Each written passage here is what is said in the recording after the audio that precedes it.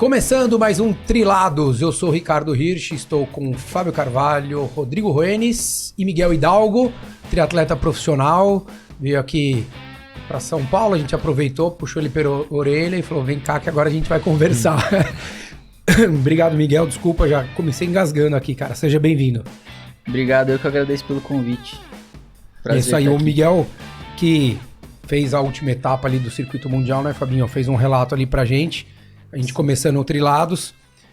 Queria que você, cara, primeiro fizesse um apanhado de 2022, antes da gente pensar em falar qualquer coisa aí do que vai ser esse ano de 2023, Miguel. Cara, comecei 2022 bem, fazendo a base bem no Brasil, fiz uma altitude. Onde você fez a altitude, você lembra? Eu fiz uma altitude no Equador, aí competi, tive minha primeira vitória na Elite, que foi em uma Pan American Cup, né? Não é, legal. É como se fosse a terceira mais importante, né? E aí Vitória fiz a primeira cara. WTS, foi o primeiro ano assim que eu competi. Eu só faltei acho que de 2 WTS que foi por lesão. Mas foi o primeiro ano que eu realmente disputei o campeonato mundial na Elite. Legal. E aí fiz um top 6 em Leeds, que eu acho que foi o meu melhor resultado do ano. E assim, esse mês de junho e julho foi muito bom pra mim. Eu fiquei isolado assim lá em altitude na França, só eu e meu pai. Romeu. Fiquei só eu e meu pai, treinei muito bem lá, muito focado lá. E fiz 3 provas, quer dizer, fiz 2 provas muito bem. Porque no final desse camp aí, eu acabei me sentindo uma dor, não sabia que era uma lesão grave e continuei. Sabia que estava na melhor forma da minha vida. Falei, tenho 3 provas em seguida. Quando chegar no Brasil, eu vejo o que é. Fiz a primeira de Leeds, fiquei em 6º. Putz, fiquei feliz pra caramba com a prova. Tava na frente o tempo inteiro. E já fiquei com uma dor estranha. Onde era a dor? Na tíbia, né? Na tíbia. Aí, no dia seguinte da prova, fiz logo de 20 km.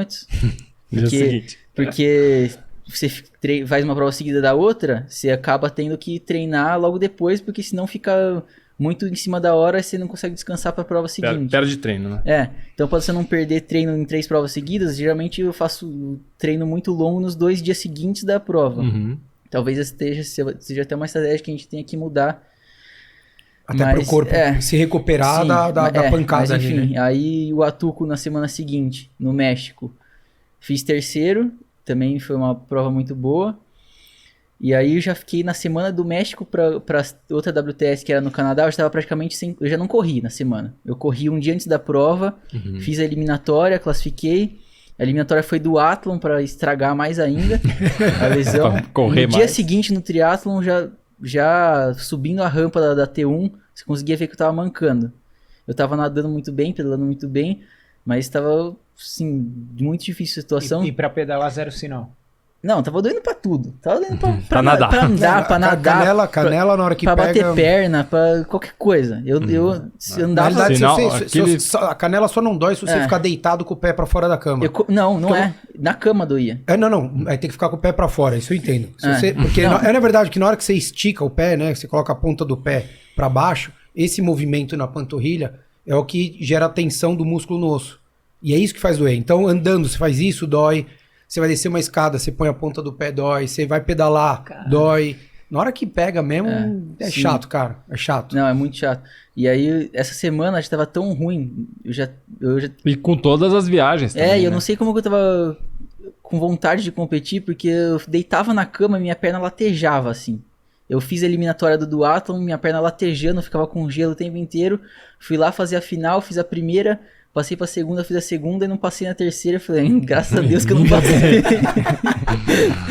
Botaram de cadeira de roda pro Brasil. Em 16º. Aí, acho que 16º, 15º. Mas assim, 16º numa WTS, né? Aí... A gente tá falando... E aí no dia seguinte tinha o relay. Cara, eu falei, sem condições, não consigo. Vou estragar minha perna. Eu até queria ir pro relay, mas o Ortiz me ligou. Me convenceu a não ir. E meus pais também, pelo amor de Deus, não larga essa prova, acabei não indo. Cheguei pro Brasil, fiz a ressonância, fiz a tomografia, fratura por estresse, 3 meses sem correr. 3 meses sem correr, fiquei focando mais na natação. No começo não dava nem pra pedalar direito, eu pedalava meio que com uma perna só e sem fazer força com a outra. Porque fiquei 2 semanas andando de bota ortopédica e voltei a correr 3 meses depois. quando eu voltei a correr, eu já tava na França de novo, fazendo outro camp para preparar pro final da temporada. Daí o final da temporada foi meio que tentar diminuir os danos, né, na verdade, porque não consegui voltar para minha melhor forma da corrida até o final do ano. Eu na natação e na bike eu cheguei a voltar, na corrida não deu. Aí a primeira prova depois, eu acabei indo pra uma estratégia tudo ou nada, foi os Jogos Sul-Americanos, acabei ganhando, nem eu imaginava ponta, né? Que eu ia ganhar, assim, eu escapei na natação porque minha forma na natação estava muito boa, pedalei sozinho e fiz as quinta, sexta melhor corrida, mas deu pra segurar, né? E a partir daí depois fiz 3 etapas de WTS, as 3... uma pior que a outra, assim, a última foi a pior de todas. Acho que a Abu Dhabi... Sinceridade, momento de sinceridade. A Abu Dhabi talvez, acho que não, certeza foi a pior WTS que eu já fiz. Uma corrida péssima, eu não consegui voltar. E aí já vinha também a questão do cansaço mental e físico no final do viagem, ano. Né? E aí teve o brasileiro depois ainda. Teve o brasileiro que eu acabei ganhando, mas assim... Sendo bem sincero, todo mundo sabia que era muito difícil sair do vencedor ser eu ou o Messias. O Messias acabou ficando doente. Não largou, né? Não largou, aí eu acabei ganhando a prova. Mas foi isso, depois da lesão consegui ganhar essas 2 provas, mas não de tanta importância, né? Pro Kobe é importante, Jogos Sul-Americanos, mas eu sei que não é uma prova... Pode ser uma vitória no currículo legal, mas eu sei que pra mim não acredito. E hoje a lesão tá 100%. 100% da lesão, tô voltando a treinar normal. Voltando full. Hoje eu já vou dobrar a corrida, inclusive. Focada. Não, mas cara, eu senti assim por uns 6 meses. Mesmo não tendo a lesão, eu ainda sentia que tinha alguma coisa lá. Foi uns 6 meses pra eu esquecer totalmente que não tinha nada mais. É porque é uma dor muito chata, né, cara? A canela ela te lembra, na realidade, assim, é uma lesão que te lembra a todo momento. É diferente, por exemplo, sei lá, o piriforme. Se muitas vezes você dá uma seguradinha... Ele pode ser que ele não te lembre no dia a dia. Mas a canela, você acordou, você pisou no chão, o primeiro passo que você deu, você já vai lembrar que ela tá doendo. Você vai descer uma escada, ela dói. Então é chato, porque é o que o Miguel falou. Às vezes você tá bem pra treinar. E você sabe o que te causou? Cara? Assim, foi um overuse cara, ou foi um calçado inadequado? Tinha tudo pra dar errado. Eu fui pra altitude, pra preparar para essa sequência de 3 provas. E aí eu tava batendo recorde de volume de corrida na semana, perdi 3 quilos em 3 semanas, 1 quilo por semana, puta estresse pro corpo, só de estar na altitude já é um estresse enorme. Sim. E o Ortiz não mandou fazer isso, mas eu só corria na subida, porque eu falei, vou fazer 2 provas que tem subida, então eu tô nem aí. Eu preciso estar bem pra subir. Só vou correr na subida. Eu bati recorde de volume de corrida só correndo na subida, praticamente. E não fazia... Cara, faltou profissionalismo da minha parte em recuperação. Não soltava eu não soltava direito. Não fortalecia, não fazia massagem. Não fiquei 3 semanas assim. Eu quero destruir nessas 3 provas e tô nem aí pras consequências. E veio, né? E foi isso. Pediu tanto. Você conseguiu, pô. Cuidado com o que você pede, tá vendo? E a experiência que você teve nas provas de pista? Foi no ano anterior, né? Que esse ano eu acabei competindo tanto fora que não deu. E a hora que ia dar, eu acabei lesionando. As do ano anterior foram uma experiência... 21, né? 2021, né? 21. Eu competi acho que 3 vezes na pista. O brasileiro, o paulista e fui para os Jogos Pan-Americanos Júnior, né? Que eu classifiquei. Uma experiência legal, assim. Apesar de eu não ter tido essa sensação de correr em grupo, porque... ninguém meio que ligava pra mim, porque não me conhecia, deixavam eu ir sozinho, eu meio que fiz todas as provas sozinho, né? Então eu começava na frente, ninguém acreditava que eu ia segurar até o final, eu segurava e ganhava. Quanto você correu o melhor 5.000 na pista? 14,23. Mas 14,23, anyway, hoje você já ficaria entre os 5. E mesmo... você não ganhou... Não foi um brasileiro de estrada? Que foi que você... Uma competição de estrada que você ganhou também? Não, de ciclismo, você disse? Não, foi uma prova amadora. Foi aquele 3 horas de... Isso, você ganhou também de bandeirada, né? Ganhei. Largou, ninguém sabia quem você era. Eu tô nem aí, eu gosto de fazer força desde o começo. Tipo assim, quem você quiser, venha. O Miguel, assim, na minha opinião, é a primeira geração brasileira de triatleta, formado em triatlon. O moleque faz triatlon desde sempre. É o que o Alistair e o Jonathan eram Lá não. 2012. Não, antes, né? 2008, 2009 ali. E eu acho que tem tudo para dar certo, né? Um cara que já tem uma vivência grande do triatlo, você ainda é sub-23 esse ano? É o último ano. Ainda sub-23, uma vivência grande e já tem essa experiência. No circuito mundial, né, Fabinho? Exato, que é uma já coisa... tá com ranking para largar as provas umas posições diferenciadas, então... O largar uma posição diferenciada é legal explicar pra quem tá ouvindo, porque às vezes não entende, né? Acha que... Se bem que no caso dele não muda nada. O cara nada tanto que primeira boia é sempre na frente. Mas é legal até pra você entender quem tá perto de você, né, Fabinho? Sim. Porque por mais que ele tenha uma natação boa, pra quem não sabe, na hora que você vai largar, não é que você escolhe o lugar assim, vou largar aqui do lado do Fabinho. Não, né? Você tem um lugar certo, cada atleta, pra largar por conta disso, pelo ranking que você tá. Então isso faz uma baita diferença. Óbvio, que é o que o Fabinho falou, pra ele que nada muito bem, não muda tanto. Mas de fato é legal você estar do lado desses caras muito bons, principalmente saber que a grande maioria que tá do seu lado nada bem, né, Miguel? Então isso já te dá um norte muito bom pra aquela estratégia de prova, né? Na verdade, eu prefiro largar do lado de cara ruim. É mesmo?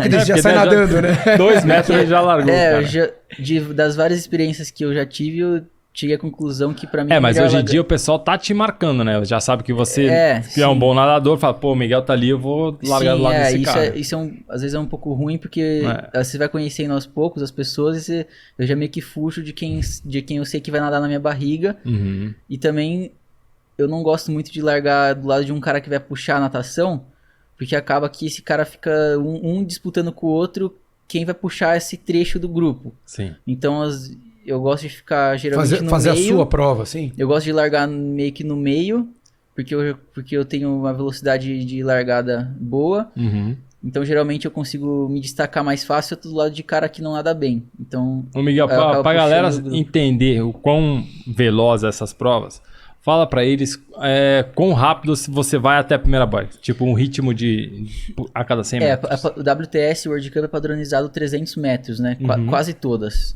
Só não é 300 metros se a prova é mais curta, ou Hamburgo, por exemplo, que tem aquela ponte lá. Que não cabe, parte geográfica. Mas assim, de treinos que eu faço na piscina, que é o que reflete na prova, mais ou menos os 300 metros para uns 3,10 a 3,13, assim. Um 3 a um 4. Considerando que eles passam o primeiro 100 para 58, 59. Diria que assim, é uns 3,10 o primeiro 300. Sendo que o primeiro 100 é mais forte que os outros. O primeiro 100 0 e volta para um 5. Acho que seria tipo um 0, um 5, um 5. Pra se posicionar ali, né? Pra achar uma posição sua, né? Esse comecinho. Não, isso eu tô falando um tempo de uma pessoa que vai chegar na boia em primeiro. Isso. Então, eu tô dizendo até pra você se posicionar, né?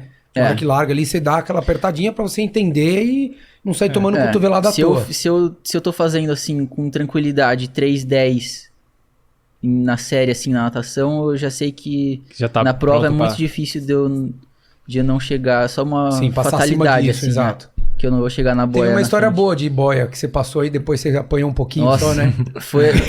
Bem-vindo ao meu mundo. Assim todas as boias. Ele era até bonito, daí ele apanhou tanto na boia, ficou assim, ó. Acontece, é o que eu falo, eu tava muitas provas seguidas chegando primeiro ou segundo na boia. Eu falei, cara, tô foda, não preciso mais fazer nada. Aí chegou uma prova que eu falei, cara, eu vou economizar um pouco aqui, eu vou chegar em quarto, quinto, e aí não é que eu larguei a prova falando, não vou fazer tanta força na primeira boia. E aí eu cheguei, acho que quinto na boia. Eu cheguei em quinto, só que tava 3 caras, e eu cheguei em quinto, só que já na parte que engorda do pelotão. Tava no meio, um cara de cada lado meu, eu não tô acostumado com isso. Os 2 pegaram ao mesmo tempo, afundaram o meu ombro, afoguei na água. E eu fiquei assim, parecia uma eternidade, né? Que eu fiquei lá embaixo d'água. Mas quando eu levantei, eu olhava os caras que estavam do meu lado, eu falei, meu Deus do céu, só tem cara que nada muito mal aqui. Aí eu olhei pra trás, não tinha ninguém atrás de mim. Eu cheguei, eu tava em quinto, fui pra 50º. O Chiro tem um episódio, porque o Chiro nadava muito. O Chiro tem um episódio legal, muito parecido com o dele, acho que foi em Pequim, no evento teste, assim, mesma coisa, cara. Ele passou na boia lá na frente, alguém puxou, mas só sei que o Chiro saiu em último da natação. E não conseguiu nem terminar a prova, parou a prova de tão... Dureza, né, cara? Isso foi Bermudas esse ano. E aí eu acabei E colocando... muda a dinâmica inteira da prova. Né? eu acabei colocando de lado, e daí eu nadei 1.500, máximo que eu conseguia, de lado no pelotão, assim, eu acho que eu saí, acho que 22º da água. Deu pra ganhar algumas posições, assim, principalmente na primeira volta, que eu já recuperei demais, porque eu dei meu máximo mesmo nessa natação, porque parece que não, mas assim, se eu tô nadando... Se meu limiar tá 1,5 segundo, 2 segundos acima do que o meu normal, ao invés de chegar em primeiro na boia, eu já vou chegar em 10º, 15º. Sim, e muito pode parelho, estragar né? minha prova, porque eu não tô acostumado a apanhar. A diferença então... na primeira boia ali, a diferença pro muito, né? primeiro pro último do pelotão é coisa de 5 segundos. Porque quando vira a boia, desses 5 segundos vira 40. Naquele momento você consegue identificar quem foi que... eu tenho uma ideia, mas não dá pra... Apontar. Sim. E olhando de cima, e eu reclamei lá depois e falaram que não foi intencional. Eu acho que realmente não dá pra perceber. Não é intencional. As pessoas no desespero fazem isso. Às vezes é uma defesa até do próprio espaço, né? Assim, é defender o espaço. Eu acabei ficando no meio de 2 caras que eu não deveria ter ficado. E a culpa foi minha. Na próxima vez abre um pouquinho mais o cotovelo também, né? Assim, defende o seu espaço, né? Que você, também é o que você falou, bom você não pra tá aprender, né? né? Porque eu já tava há tanto tempo chegando em primeiro, segundo, segundo, que chega uma hora que eu tenho que... Vai ter que aprender. Não, tem que apanhar, beleza, eu sou bom, mas eu não posso ficar dando relaxo. Ô Né? Miguel, quando você começou a fazer triatlon? Eu comecei...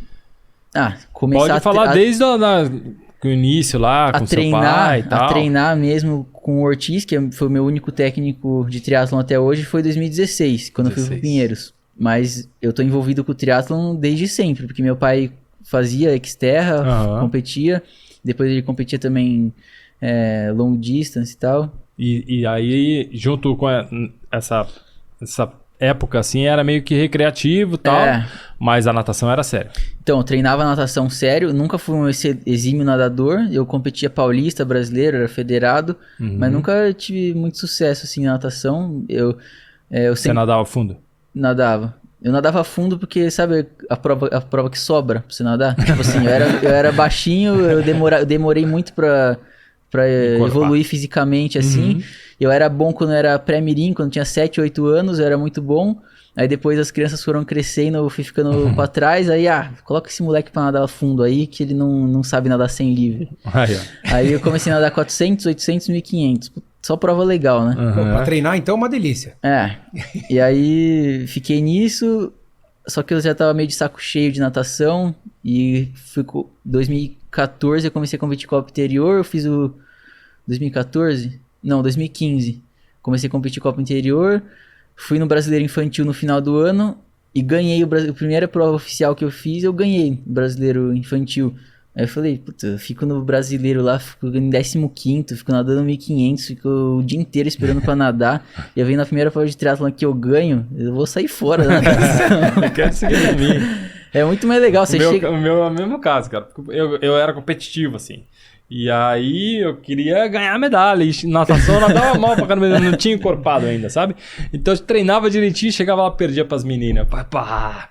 Aí, primeiro triatlo que eu fiz, eu fiquei acho que em terceiro também. Aí, pô, não. Aqui é legal, né? Dá pra disputar, né? Sente o gosto da vitória e, eu nunca vou ganhar. Eu sou realista, eu nunca ia ser um nadador tão bom. Eu sou um bom nadador hoje porque eu treinei a vida inteira, mas eu não acho que eu tenho talento pra nadar, não. Eu acho que... você aprendeu desde cedo, né? Fez vivência. Hoje você tem o quê no 1500? 15,50? Não. Não? Eu acho que hoje eu devo nadar pra uns 16,30. 16,30? Só que você é muito veloz. Pra passar a primeira boia na frente. Meu 400 metros, acho que seria minha prova de natação, seria isso aí hoje. Então, com 16,30, assim, não pegaria nem final de brasileiro. Não, também que eu nado... considerava um triatleta, eu treino pouco natação, né? Eu nado uns 22, 23 mil por semana só. Mas pro circuito mundial hoje você se sente bem ali? Sim. Confortável, assim. É o que você falou, você tá muito... Você se sente dono da situação, Sim, Que eu acho que é isso que é importante, né? Porque a gente até falou uma vez do Marquinhos, né? Que nadava bem, mas quando também foi ver o que era no circuito mundial, ele falou, putz, agora mudou. Sim, acho que se você tá vendo que no circuito mundial você ainda tá dono da situação, você ainda tem um controle, né? De, consigo passar na frente, vou conseguir sair entre os 5 primeiros ali. Cara, eu acho que é isso aí. Tem que focar no resto da prova, que é o que vai fazer a diferença. Sim, isso é importante. Mas na verdade eu falo que a natação de World Cup e WTS, na verdade, às vezes tem muito nadador bom que não consegue se destacar na natação, porque é muito você difícil. não é só você nadar bem, você tem que ter... Às vezes tem muito nadador ruim, é o caso do que sai com Blumenfeld, tempo né, bom. E sai no grupo. Mas entendeu? a natação, como tem muito contato físico, larga 60 pessoas disputando uma boia em 300 metros, muitas vezes não é o melhor nadador que vai. Às vezes você tem que saber se impor, dominar seu espaço e não ser bonzinho. A leitura da água também, né, cara? Como é que tá a ondulação, né? Parece... Só pra quem caiu ali e já pegou águas diferentes, que entende também quanto muda essa natação do que você faz na piscina. E você não pode ser bonzinho demais, né? Se largar naquele mais ou menos, sem muito sangue no olho, não vai dar certo. E o volume de treino semanal? Em horas, você disse? Pode ser em horas, em quilometragem. A água, você falou que tava dando uns 22. 22, 23. Então, até ano passado, o meu treino era muito baseado em volta da bike. Porque o ciclismo nunca tinha sido meu forte e a gente via que o ciclismo ficava cada vez mais forte e eu sofria muito nas provas para acompanhar. Então meu treino foi sempre baseado em volta da bike. O Ortiz planejava a bike, nas semanas maiores chegava a pedalar 18, 20 horas. E quantas sessões, mais ou menos? Bike, 6, 7. E colocava a corrida e a natação em volta, assim, planejando, tipo, como secundários, né? Tá. E aí esse ano, como a gente viu que, eu acho que eu cheguei na bike no nível que você precisa para competir. Não precisa para competir, eu acho que eu tenho um ciclismo que não é dos piores, assim, hoje em dia. Se defende bem, se precisa atacar. Eu acho que eu não tô eu acho que o meu ciclismo tá do meio para frente, pelo menos. E aí a gente começou a focar na corrida como principal e agora planeja a corrida primeiro, para depois planejar a bike e a natação. Mas assim, de horas, as maiores semanas minhas, acho que foram 30, 31 horas. E a gente vai aumentando, né? Não é treino 28 horas por semana. Uma semana, uma treino 28. chave de treino. Por exemplo, semana passada acho que deu 27 horas, essa semana deve dar 28. E já começa a entrar mais intensidade, né? Mas não é... A primeira semana de treino eu treinei 8 horas, acho, 10 horas. E você treinou com os noruegueses, e aí, os caras são bons mesmo? São. Eu tive experiência, acho que no começo de 2020, faz 3 anos já. Sei. E mudou bastante, assim, minha cabeça, porque às vezes é simples demais e você quer complicar. Sim, Falamos isso repetidamente. É bem isso mesmo, né, cara? Às vezes é simples demais e é só você colocar o volume em baixa intensidade e às vezes é o que funciona mais. Então, às vezes você tem Pra mim serviu muito mais essa experiência pra eu olhar e falar, pô, eu treino igual. Exatamente. Tipo, não tem por que eu me achar que eu sou pior, sabe? O mais importante dos sabe? training camps, eu acho, é isso aí, cara. Você vê onde você olhar pro tá. lado, né? Training camp não é mais pra você treinar com a pessoa, é pra você entender, cara, eu tenho uma estrutura melhor do que tá aqui. Sim. Eu tenho tudo pra performar igual esses caras, então às vezes é só um desbloqueio mental mesmo. Então, Miguel, você acompanhando o que a gente vê aí, o que o técnico do Idem e do Blumenfeld faz do ponto de vista científico, de usar tecnologia, com relação a essa estrutura, você acha que para o que você tem hoje de conhecimento de treinamento, que o Ortiz passa para você, ainda há uma diferença de estrutura de tecnologia, olhando tudo que eles aplicam ali ou não? Cara, eu acho que eles têm uma empresa agora, né? E eu acho que muito dali é marketing, assim. Eu acho que eles sabem usar muito bem isso, mas é claro que tem muita ciência envolvida e eu não sinto falta de nada, sinceramente. Tem pessoas que usam muito isso que eles usam, mas eu acho que realmente não é tudo. Eles usam algumas coisas de natação e, pô, não vejo tanto resultado, assim. Acho que óbvio que tem coisas que funcionam muito. Os limiares, eles usam de lactato, eles sabem usar como ninguém. Mas eu acho que nem tudo, assim, é importante. Eu acho que você treinar e colocar o volume e e não se preocupar muito às vezes com isso, às vezes funciona. Às vezes você vai para a mesma linha de tecnologia e ciência, para um outro atleta não vai funcionar. Eu acho que sim.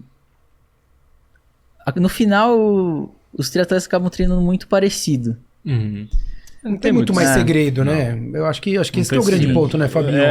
Cada um fala que faz de um jeito, mas no final acaba todo mundo fazendo meio semelhante, né? Eu acho, na minha opinião, ser constante e evitar de fazer esse tipo de treinar só na subida se machucar e ficar 3 meses sem correr. A constância... Isso, exatamente, eu quero falar. O que eles usam muito bem, que você vê que os dois praticamente não lesionam. Eles têm um controle de intensidade muito bom e eles não passam do limite para treinar com o outro. Você vê que até às vezes um sobra do outro e tá nem aí. Não é igual amador que sai... O controle de carga é fundamental para isso. Na verdade é o controle de intensidade, né? Eles conseguem treinar muito... Eu acho que a ciência ajuda mais eles conseguirem treinar mais horas pelo controle de intensidade, né? Como é que você faz o seu trabalho de intensidade, Miguel? Porque a gente... É impensável a gente falar, pô, ele quer correr pra 31 numa etapa de mundial. 31. Não, é que foi 30. Ele já vai contar a história do 30 lá, mas... Não, eu tô dizendo hoje, sendo realista. Não adianta a gente pensar que você vai correr pra 28 alto, 29, porque de fato ainda em breve. Hoje, infelizmente, não é. Tomara que em breve vá. Esse ano, já prometeu, pô. Já deu aqui a touquinha. Tá aí, a gente vai mostrar a touca daqui a pouco. Mas assim, não dá pra gente pensar que você vai correr 3 por 1000, 3 por quilômetro aí, sem fazer um trabalho de intensidade, né? Isso na bike mesma coisa. Não dá pra gente pensar que você vai querer fazer um pedal no ritmo que ou na natação nadar pra 58 os primeiros 100 e depois cravar pra 1,5 o resto, que você não vai ter um trabalho de intensidade. Como é que é feito esse seu trabalho de intensidade hoje, cara? Na verdade... Eu sou uma pessoa que o volume sempre funcionou muito pra mim. Volume em baixa intensidade sempre funcionou muito e a gente coloca a intensidade faltando pouco tempo pra prova. Eu acho que chega umas 3, 4 semanas de muita intensidade, eu já paro de evoluir. Então a gente tenta manter o volume alto até o máximo possível e fazer em cima da hora, treino específico. Não em cima da hora, assim, faltando 5, 4 semanas pra prova, a gente começa a fazer pista realmente e T2 e treinos mais intensos. Porque a gente percebe que o Ortiz, ele confio muito nele, assim, mas a partir de umas 3 semanas treinando em VO2, a 4ª semana já não existe uma evolução tão grande, não existe evolução e a chance de lesão é muito alta. Então, se coloca em risco, né? Então acho que 3 semanas com treinos de VO2 antes da prova já funciona muito. E a partir disso você acaba estagnando, porque você começa a perder volume. Para você conseguir treinar em VO2, você acaba diminuindo o volume. Não dá para trabalhar as duas coisas juntas, equilíbrio. Né? Então, para mim funciona muito bem volume em todas as modalidades. Se eu ficar treinando 30 horas na semana só em baixa intensidade e colocar 2 semanas com intensidade, eu já vou andar bem. Então, eu acho que não vale a pena você colocar intensidade, pelo menos no meu caso, né?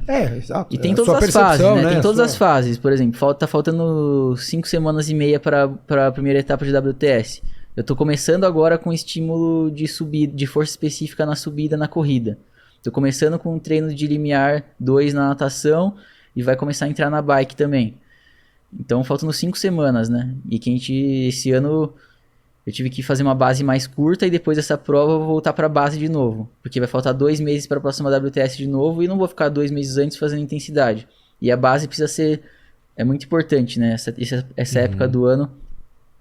Porque se você faz uma base curta demais, chega no final do ano você acaba ficando muito cansado, né? E todo mundo fala que os resultados são construídos na base, né? E o foco esse ano é WTS. Vai fazer uma outra Copa do Mundo para... Minha intenção seria fazer só a Copa do Mundo que, não sei se pode falar, mas teoricamente vai ter no Brasil. Não sei, não tá confirmado ainda, mas teoricamente ia ter uma World Cup em Brasília. Falaram que ia ser dia 15 de outubro, e aí não tem como você não fazer uma World Cup no Brasil. Mas o foco é WTS mesmo e os Jogos Pan-Americanos acho que a prova vai ser 3 e 5 de novembro, se não me engano. Tem que, de fato, é o que você falou, não tem como não fazer uma prova no Brasil. Pela oportunidade que se existe, muitas vezes até para os seus patrocinadores também, porque a grande maioria dos seus patrocinadores estão aqui, né? Eu acho que quase todos são brasileiros, né? Então acho que também é uma hora de você devolver isso daí. Hoje você tá com quem? Com Mizuno? Quem mais que você tá, Miguel? A Dux, a Cafeinhar, a Mizuno, a Join, né? Do Sarran, o Pinheiros, que é meu clube, o Exército e a CB3 também, né? Você tem um Bolsa Atleta, alguma coisa? E também o Bolsa Atleta. Boa. Como é que você vê? Falei brincando aqui da prova dos 30 minutos, dos 10 mil que você fez lá em Honolulu. Conta pro Fabinho, que ele perguntou aqui, não deixei você falar antes. Como é que foi lá? Da história da prova, você diz? Do sprint. Largou assim a maratona e aí os 10, né? E a maratona, acho que a Nike pagou pra uns caras ir lá ganhar a prova. E aí eu perguntei pros caras na largada assim, quanto que eles iam correr até o 10, né? Aí eles falaram 3-0. Aí eu falei, então vou correr atrás de vocês e tentar acelerar no final, que eu queria fazer 29, né? Aí, beleza. E aí os caras começaram a correr pra 3:10, 3:15 e eu falei, quer saber, eu vou embora. Vai estragar com a minha prova. Eu corro pra fazer tempo. Esses canela seca estão atrasando o meu lado aqui. Eu não tô nem aí pra colocação. Eu só queria fazer 29. Se eu ficar em 10º, se eu ficar em primeiro, eu não tô nem aí. Aí eu fui e fiz o ritmo de tentar fazer pra 29, né? E consegui segurar esse ritmo boa parte da prova. E aí no final chegou um cara, o campeão americano de 1 milha, né? Não conhecia o cara, fazia a menor ideia. Aí o cara me passou assim e falou, não, eu tô correndo 42, fica tranquilo, eu tô no 42. E aí eu, na minha cabeça, não tava nem pensando direito mais. Não, o que eu falei? Eu falei que tava no 10. Ele perguntou se você tava nos 10. Não, ele não falou. Ele perguntou, ele falou, eu tô no 10. Ele falou, eu tô no 10. Ele achou que eu tava na maratona, né? Tá. Ele achou que eu tava... Aí eu falei, não, eu tô no 10 também. Puta cagada, né? Eu não devia ter falado. E aí o cara, quando eu falei que eu tava no 10 também, o cara me sprintou faltando 200 metros. Eu liderei 9.800 da prova. Cruzou a linha de chegada feliz, o cara veio cumprimentar ele quase saiu na porrada com o cara. Não, porque, pô... Essa hora, difícil, né, cara? Essa hora eu nem tava pensando direito nisso que eu tava respondendo pro cara. O cara achou que eu tava no 42 e eu dei na cara que eu não tava, né? Devia ter ficado quieto. Miguel, e qual é o seu sonho? Ser campeão olímpico. Aê, gostei. É isso. Qual o caminho, cara? Esse é o sonho nosso também. Te ver campeão olímpico. Total, cara. Total. Como é que você vê esse caminho, cara? Cara, é óbvio que você nunca sabe qual que vai ser a última chance, então é o que a gente falou, a gente fez todo esse processo desde que eu comecei no triatlon, sabendo que 2024 e 2028, muito mais 2028 provavelmente seja o meu auge, mas você nunca sabe quando vai ser a última, então a gente vai focar toda a preparação agora, né, como se fosse a última, sabendo que eu não vou estar no meu auge. Provavelmente meu auge deve ser em 28, mas vamos fazer, nunca sabe o dia de amanhã. E focar muito na corrida agora, é o que a gente falou. A gente trabalhou muito um trabalho que parece invisível, né? Porque a natação e a bike não ganham a prova. É um trabalho que parece invisível. Você fica treinando natação e bike, o cara não treina corrida, é o que ganha. Aí chega na corrida, o cara fica na frente a prova inteira e perde. Mas é o que a gente fala, é um trabalho invisível, mas que era necessário ter feito porque não adianta eu construir uma corrida de 28 isolada e chegar na prova e correr pra 30, porque eu não vou ganhar a prova. Ou tá no terceiro grupo, correndo pra 28. Ou tá no terceiro grupo, correr em 29 e ficar em 10º. Legal, passei 15, legal, mas chegou em 10º. Legal, fiz a melhor corrida da prova e fiquei em 16º. Sim. Então, a gente construiu essa base e agora a ideia é melhorar na corrida. É que a natação e o pedal, né, na realidade é o seguinte, ela não ganha a prova, mas ela te deixa na posição de poder ganhar a prova. Sim, lógico. Esse que é o trabalho invisível, é esse, né, Fabinho? Sim. Você que participou também muito ali e viveu muito, você sabe, não adianta você falar assim, poxa, eu tô nadando bem, tô pedalando bem, mas você não tá numa posição onde você vai sair para correr bem. Você tem que estar nadando muito bem, você tem que estar pedalando muito bem, entender como funciona ali a largada da natação, fazer uma transição bem feita, saber se manter no grupo, saber a hora que quem ataca, se você vai junto ou não vai junto, para você poder estar numa posição onde você vai ter chance de lutar ou não, né, cara? E como eu foquei muito em volta da bike todo esse tempo, às vezes a pessoa não acredita quanto eu corro por semana. Assim, acima de 80, eu não tenho... Acho que eu tenho 7, 8 semanas na minha vida na casa dos 80 quilômetros. O resto é na casa dos 70 para baixo. Eu corri uma semana 90 quilômetros na minha vida. Foi essa de Forro Mel? Foi. Não repete. Não é que eu não vou repetir, eu vou repetir. A ideia, Não, lógico, a ideia esse correta, ano, né? a ideia esse ano é bater 100, 110 e ano que vem tentar aumentar ainda mais um pouco isso, 120, 130 na preparação para os jogos. Você viu o Frodeno voltando de lesão correndo 70 km? É. Na grama. Na grama, você viu? Na esteirinha e grama. Você acha que depois de Paris, obviamente que você vai estar lá, você acha que depois de Paris, você acha que você começa no planejamento com o Ortiz a correr umas provas, por exemplo, algumas provas da PTO, algum 70.3, ou é muito cedo para falar disso? Até considerando, a gente vê isso, né, Fabinho, aonde de certa forma está o dinheiro de premiação, principalmente nas provas da PTO.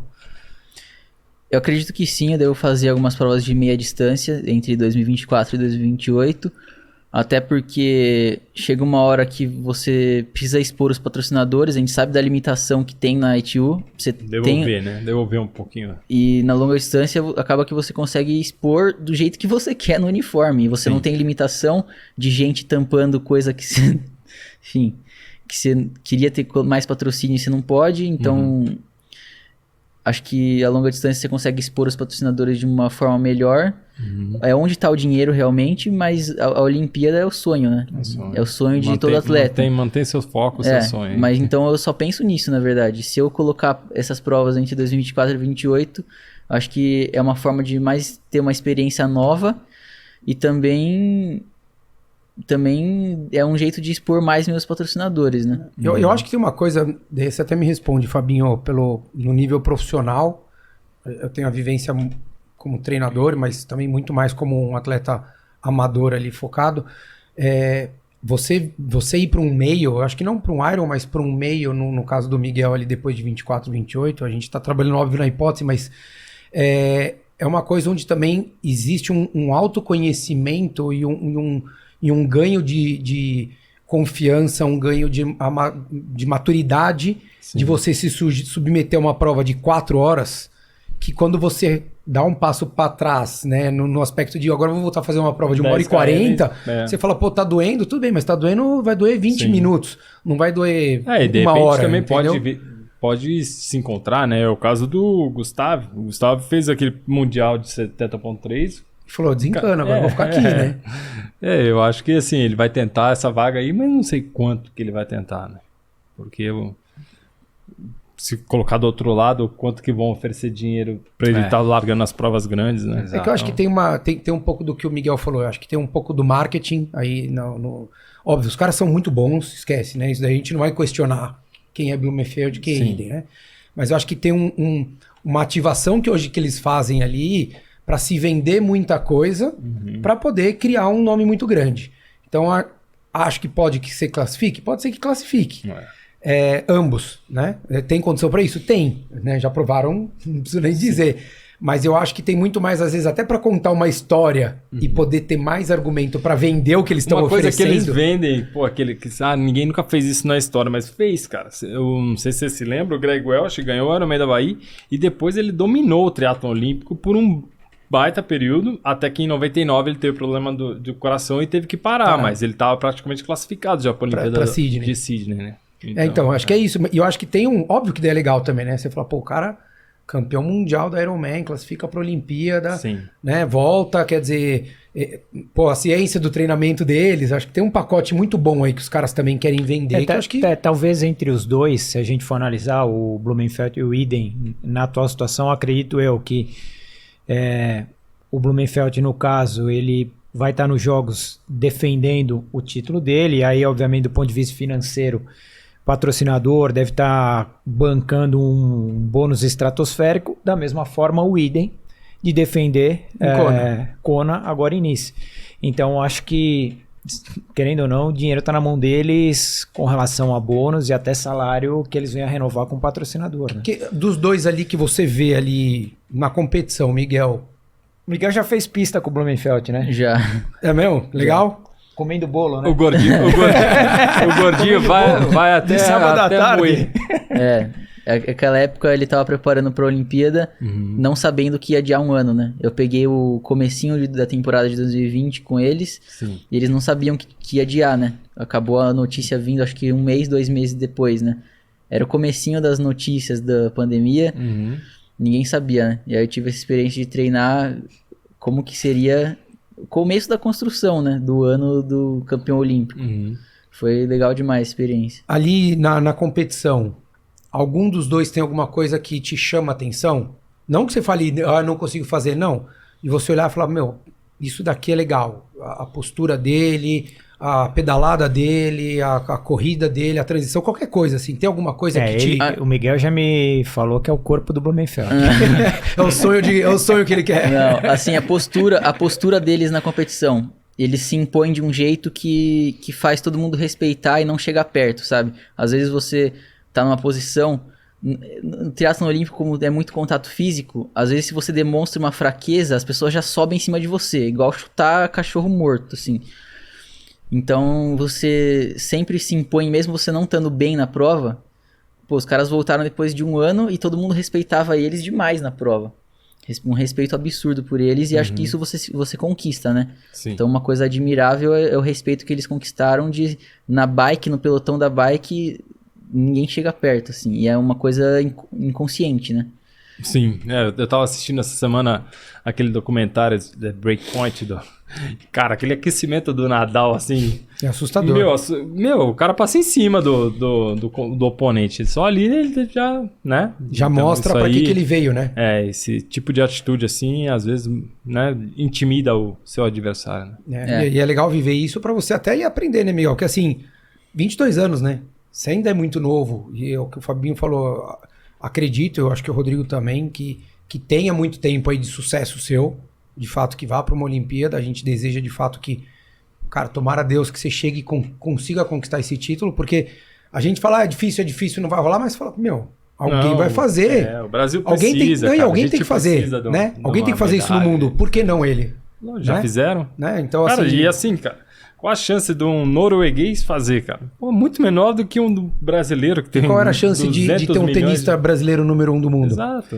Eu acho que da mesma forma, a importância que tem uma Olimpíada, pra gente da mesma forma, a gente esperar um dia um brasileiro tá ali. O quão difícil tá, sei lá, pelo menos entre os top 5 em um Mundial de Havaí. E o Avancini não fez? Exato. É isso.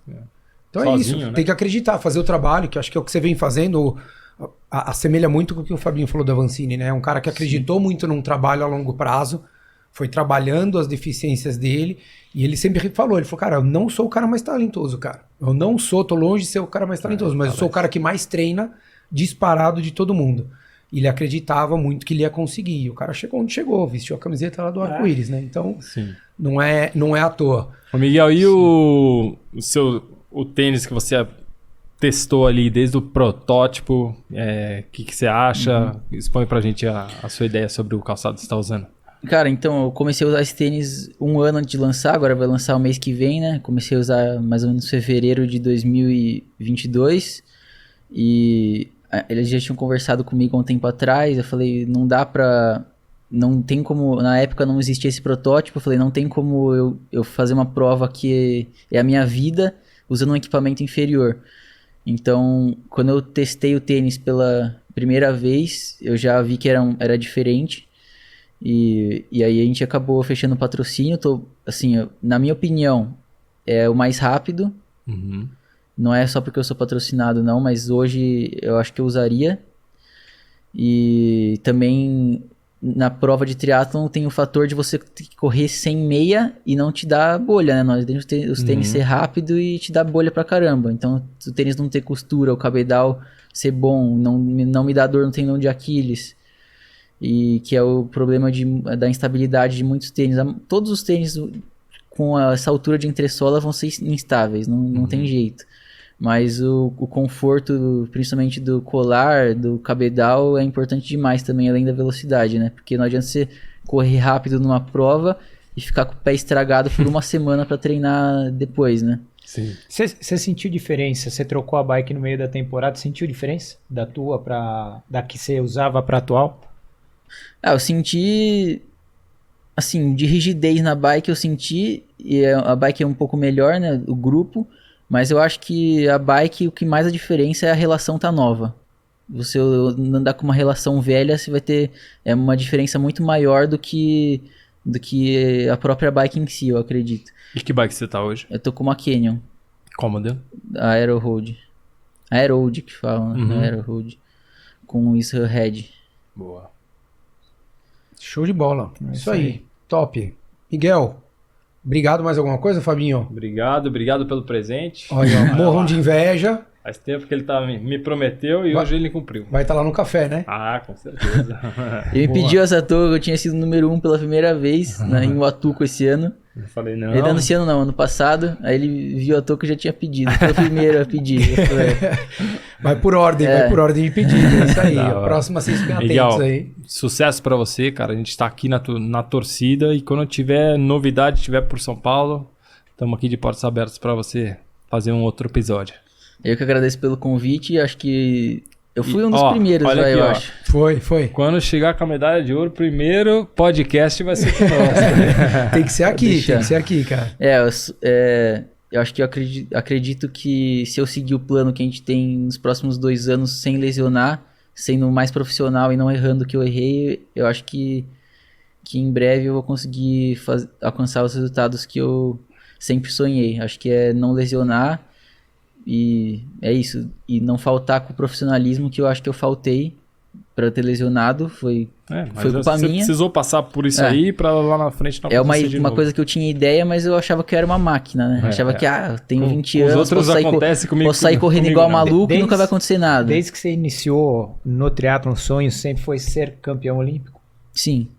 Porque uma vez você me falou que você tinha vontade de entrar no Big Brother. Jamais. Muito bom. Na Fazenda? Ai, meu Deus, cara. Isso eu prometo que eu nunca vou fazer. Não, pior que eu sei que vem, eu só nunca sei o tamanho da encrenca que vem. Miguel, parabéns, cara, obrigado até pela parceria lá no Havaí, foi muito legal poder viver aqueles dias ali junto, eu e o Miguel, a gente não tem muito cacuete pra ficar sendo modelo, né, cara, eu até antes de acabar aqui, a gente foi um dia fazer umas fotos lá e, cara, tinha que ficar correndo, né, indo e vindo, lugar... Era nada, ele era um puta modelo lá. Não, daí eu falei, não, juro, daí... Camisa, ficava tirando a camisa. Cara, dessa... Fez dieta pra isso. Não, fiz dieta pra ficar magro, pra carregar menos peso, daí... Não, eu chego lá, não tô levando a sério a prova, não, tô parecendo uma caveira, não tinha nem... nem gordura na vida. Eu falei, não treinei tanto, vou estar leve, né, cara? Não faz diferença pra mim eu perder um pezinho? Daí os caras vão no dia anterior, vamos fazer umas fotos ali aonde? Cara, subida. Vamos ficar correndo na subida. Não, teve umas 3 fotos vídeos e fotos que eu não apareço, que eu falei, desculpa, cara. Eu vou correr 42 km amanhã, não é que eu quero tempo, não. Eu sei que eu vou lembrar de cada passo que eu dei aqui. E daí o Miguel falou, não, cara, eu vou fazer só 10 e, patrocinador, tal, não sei o que lá, e foi fazendo. E eu olhava e falava, cara, não vou. E o pessoal até já começaram a entender. Falaram, beleza, cara, se você quiser pode parar, você não precisa tirar mais foto e tal. Que eu falei, eu tô fora. Mas obrigado aí pela parceria lá, foi muito legal. Inclusive, pelo espaço e o tempo que você se dedicou ali depois da prova também, da gente conversar um pouquinho. Colocamos ali a sua percepção, o que você sentiu, o que você viu ali em Honolulu. Obrigado pelo tempo aqui. Eu sei que não é fácil, você não mora em São Paulo, para quem não sabe. Então ele veio para São Paulo. Eu vim para isso, viu? Não tinha nada para fazer aqui não, só podcast. Beleza, o Rodrigo depois vai acertar com você o cachê ali, ó. Depois a gente mostra o tamanho da tranqueira ali, mas obrigado, Miguel, cara, um ano de 2023 incrível para você, com muito treino, muita saúde, que você possa evoluir mais do que você e o Ortiz esperam, porque de fato a gente nunca vai ter certeza do que vem, e que você possa trazer outros grandes resultados em 2023, cara. Obrigado. Eu que agradeço de novo pelo convite. Valeu. É isso aí. Valeu, galera. Obrigado. Continua nossa torcida aqui pelo Miguel Hidalgo agora em 2023. Valeu.